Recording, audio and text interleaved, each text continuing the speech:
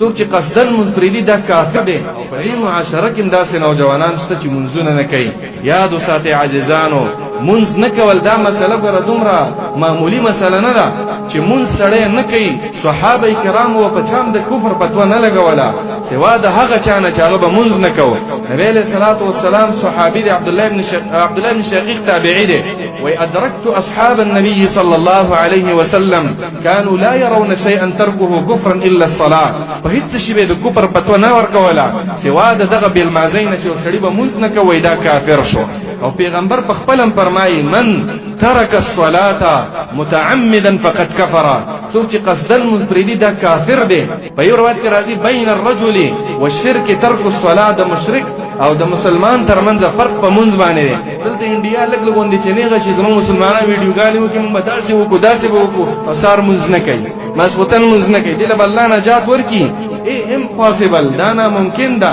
نجات چې راځي د ایمان نه وروسته په اعمالو باندې راځي. نو مونځونه نه کوي مسله عزیزانو سخته ده. کوم کس چې مونځ نه کوي د احمد بن حنبل او دارنګې د مالک او د شافعي رحمهم الله د دوی قول دا دی چې یقتل، دا به وجلی کېږي. او بعضو علماو به ویلي چې دا مرتد دی. په همدغه امامانو کې امام ابو حنیفه رحمه الله به فرمایل چې دا به جیل ته واچولی شي، تر د مرګه پورې په جیل کې حصار کوي. که توبې وي نیسه پرېږده چې په دې جیل کې مردار شي. په دې اوس زمانه کې د علماو او د دې زمانې نه مخکې د لوی ځوان چې ورته وایي عبدالقادر الجیلاني د دې یو کتاب د غنیة الطالبین په فقه کې لیکلی. هغه وایي چې کم مسلمان منځ نه کوي طلقت علیه امرأته ښځه پې طلاقه ده. اوسني د سعودي د علماو ابن عثیمین ابن باز د دوی فتوا هم دا ده چې کم مسلمان وي ځان ته مسلمان وي او دی منځ نه کوي ښځه په دې طلاقه ده.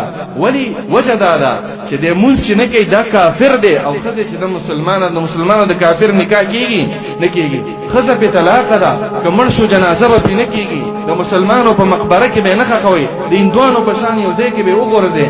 دا اس مسله عزیزانو سخته ده. د دې وجې نه دا مشران تاسو چې په خپلو کشرانو باندې نرمي مه کوئ چې نوجوان دی بس ګورو به ورسره ځواني د پرېږده چې منځونه نه کوي، په چې بوډا شي بیا به کوي. په دې هر یو دغه باندې خپل پلار چې دی دا مأخوذ دی. مشر وروره په کور کې ورسره اول ورته دعوت ورکړه، نرمه خبره ورته وکړه چې مسله سخته ده. بس دغې نه که نه کېده دا ګېټ ورته ګلاب ورته وزه ورته په کار مې نه وي.